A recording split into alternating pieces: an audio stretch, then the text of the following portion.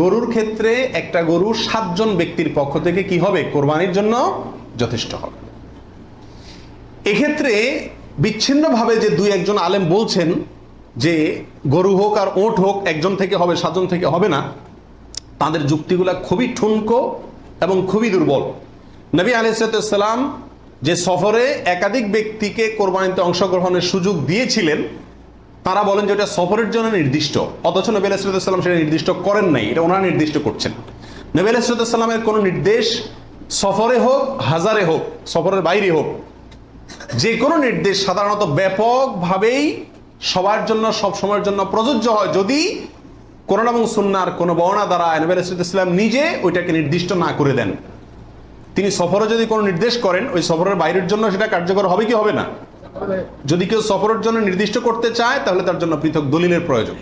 বিধায় এটাই হলো বেশিরভাগ